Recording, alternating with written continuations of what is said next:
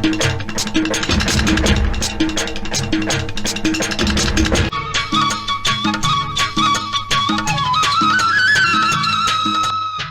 ನಾನು ಎಲ್ಲೋ ಒಂದು ಸಿಗರೇಟ್ ಸ್ಟೈಲಾಗಿ ನಾನು ಸೇದೋದು ಇದು ಸೀನೋ ತೋರಿಸಿದ್ರೆ ಅವರು ಪ್ರೇರಿತರಾಗ್ಬೋದು, ಅದನ್ನು ಅವರು ಶುರು ಮಾಡ್ಬೋದು. ಅದನ್ನ ನಾನು ಕುಡಿಯೋ ಸೀನ್ ತೋರಿಸಿದ್ರೆ ಅವರು ಅದರಿಂದ ಪ್ರೇರಿತರಾಗ್ಬೋದು. ಹಾಗಾಗಿ ನನಗೆ ಅದು ಇಷ್ಟ ಇಲ್ಲ ಅಂತ ಹೇಳ್ತಾಯಿದ್ರು. ಹಾಗಾಗಿ ಅದನ್ನು ಒಳ್ಳೆಯ ಸಂದೇಶಗಳಿರುವಂಥದ್ದನ್ನೇ ಅವರು ಮಾಡ್ತಾಯಿದ್ರು. ಬಂಗಾರದ ಮನುಷ್ಯ ಅದೆಲ್ಲ ಅವರು ಎಂಥ ಮೆಸೇಜ್ ಕೊಟ್ಟರು ರೈತರಿಗೆ. ಕೃಷಿ ಇದನ್ನು ಎಷ್ಟು ಜನ ಅದರಿಂದ ಇವ್ರು ಗುಡ್ಗಾಡನೆ ತೋರಿಸಿ ಅದು ಮಾಡಿ ಅದನ್ನು ಬೆಳೆ ತೆಗಿಬೋದು ಅನ್ನೋದನ್ನು ಯಾವಾಗ ಮೆಸೇಜ್ ಇಟ್ಟರು ಎಲ್ಲ ದುಡಿಯೋಕ್ಕೆ ಶುರು ಮಾಡಿದ್ರು. ಈ ರಾಘವೇಂದ್ರ ಸ್ವಾಮಿದು ಸಿನಿಮಾ ಅವ್ರಿಗೆ ಭಾಳ ಇಷ್ಟ ಆಗಿತ್ತು. ಇದು ಬಂಗಾರದ ಮನುಷ್ಯ ಇಂಥ ಇದರಲ್ಲೆಲ್ಲ ಮಾಡಿದ್ರಲ್ಲ, ಅದು ಅವ್ರಿಗೆ ಭಾಳ ಒಂಥರ ಖುಷಿ ಕೊಟ್ಟಂಥ ಚಿತ್ರಗಳು. ಈ ಭಕ್ತ ಪ್ರಹ್ಲಾದ ಕೊನೆಯಲ್ಲಿ ಮಾಡಿದ್ರು ನೋಡಿ, ಅದು ತಮ್ಮ ವರದರಪ್ಪ ಇದ್ರಲ್ಲ, ಕತೆಗಳು ಅವೆಲ್ಲ ಕೇಳ್ತಾ ಇದ್ದಂಥವ್ರೆ ಅವರು ಫಸ್ಟು ಅಣ್ಣನ ಪರವಾಗಿ ಅವ್ರು ಕೂತ್ಕೊಂಡು ಕತೆ ಅವ್ರು ಇಷ್ಟಪಟ್ಟಾದ ಮೇಲೇ ಅದು ರಾಜ್ಕುಮಾರ್ ಹೋಗ್ತಾ ಇದ್ರು.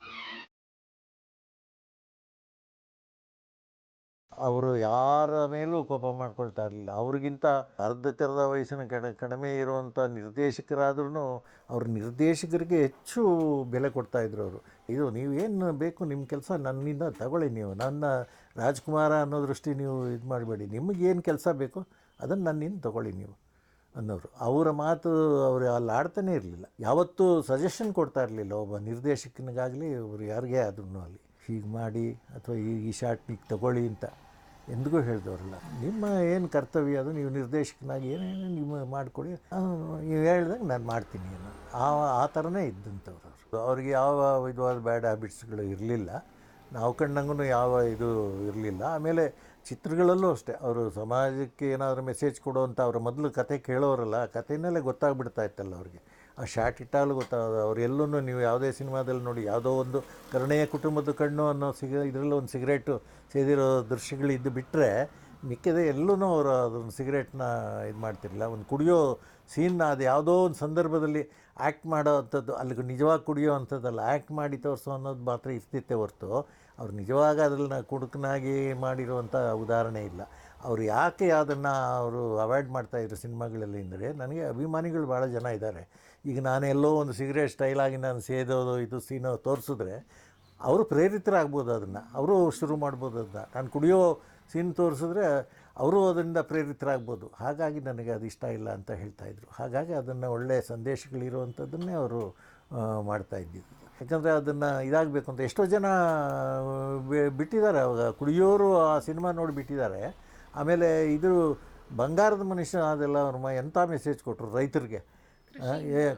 ಕೃಷಿ ಇದನ್ನು ಎಷ್ಟು ಜನ ಅದರಿಂದ ಇವ್ರು ಗುಡ್ಗಾಡನೆ ತೋರಿಸಿ ಅದು ಮಾಡಿ ಅದನ್ನು ಬೆಳೆ ತೆಗಿಬೋದು ಅನ್ನೋದನ್ನು ಯಾವಾಗ ಮೆಸೇಜ್ ಇಟ್ಟರು ಎಲ್ಲ ದುಡಿಯೋಕ್ಕೆ ಶುರು ಮಾಡಿದ್ರು. ಅವಾಗ ಎಷ್ಟೋ ಜನ ಶಾಸಕರು ಮಂತ್ರಿಗಳಾಗಿರೋರು ಅದನ್ನು ಹೇಳಿದ್ದಾರೆ. ನಾನು ಅದನ್ನು ನೋಡಿ ಕಲ್ತಿದ್ದೀನಿ, 10 ಸಲ ನೋಡಿದ್ದೀನಿ, 15 ಸಲ ನೋಡಿದ್ದೀನಿ ಆ ಸಿನಿಮಾ ಅಂತ ಹೇಳಿದ್ದಾರೆ. ಮಕ್ಕಳಿಗೆ ಅವರ ಫ್ಯಾಮಿಲಿ ಜೊತೆಲಿ ಇದ್ಬಿಟ್ರೆ ಅವ್ರ ಫ್ಯಾಮಿಲಿ ಬೆನ್ನ ಆಗಿಬಿಡೋರು.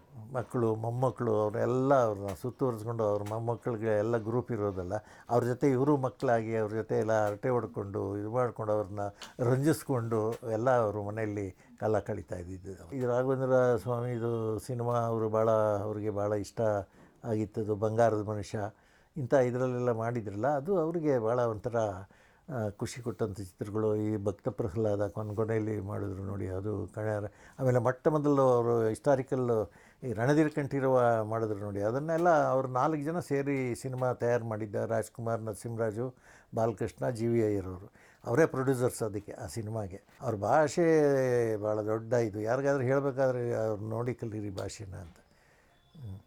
ಅವರು ಬಿಟ್ಟರೆ ನೀವು ಕನ್ನಡ ಚಿತ್ರರಂಗದಲ್ಲಿ ಆ ಶುದ್ಧವಾದ ಭಾಷೆ ಮಾತಾಡೋದಂತ ನಿಮ್ಗೆ ಇನ್ನೊಬ್ಬ ಹೀರೋ ಸಿಗಲ್ಲ.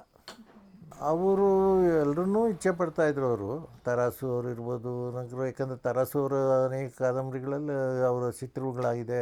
ಅದರಲ್ಲಿ ಇದು ಚಂದ್ರವಳ್ಳಿ ತೋಟ, ಅದು ತರಾಸು ಅವ್ರದ್ದೇ. ಅದನ್ನು ಈ ಥರ ಕೆಲವೆಲ್ಲ. ಆಮೇಲೆ ಹೆಚ್ಚಿಗೆ ಅವ್ರ ತಮ್ಮ ವರದರಪ್ಪ ಇದ್ದಾರಲ್ಲ, ಅವರು ಜಾಸ್ತಿ ಓದ್ತಾ ಇದ್ದಂಥವ್ರು. ಆಮೇಲೆ ಕತೆಗಳು ಅವೆಲ್ಲ ಕೇಳ್ತಾ ಇದ್ದಂಥವ್ರೆ ಅವರು ಫಸ್ಟು ಅಣ್ಣನ ಪರವಾಗಿ ಅವ್ರು ಕೂತ್ಕೊಂಡು ಕತೆ ಅವ್ರು ಇಷ್ಟಪಟ್ಟಾದ ಮೇಲೇ ಅದು ರಾಜ್ಕುಮಾರ್ ಅವ್ರು ಹೋಗ್ತಾ ಇದ್ದಿದ್ದವರು. ಫಸ್ಟ್ ಏನಾದರೂ ಕತೆ ಅಪ್ರೂವಲ್ ಇದು ಅಂದರೆ ರಾಜ್ಕುಮಾರ್ ಅವ್ರಿಗೆ ಹೇಳಿದ್ರೆ ಅವ್ರ ತಮ್ಮನಿಗೆ ಇದು ಮಾಡಿಬಿಡೋರು. ಮನೆ ಅದನ್ನು ಕೇಳಿ ಅವ್ರ ಕತೆ ಎಲ್ಲ ಕೇಳಿ ಇದು ಮಾಡಿ ಅವರು ಏನಾದ್ರು ಕತ್ತರಿ ಹಾಕ್ಬೇಕಾದ್ರೆ ಹಾಕಿ ಮಾಡಿ ಫೈನಲ್ ಮಾಡಿ ಇವ್ರಿಗೆ ಒಪ್ಪಿಗೆ ಕೊಟ್ಟರೆ ನೀವು ಮಾಡ್ಬೋದು ಅಂತ ಅಣ್ಣನಿಗೆ ಹೇಳಿದ್ರೆ ಅವರು ಒಪ್ಕೊಂಡು ಮಾಡ್ತಾಯಿದ್ರು.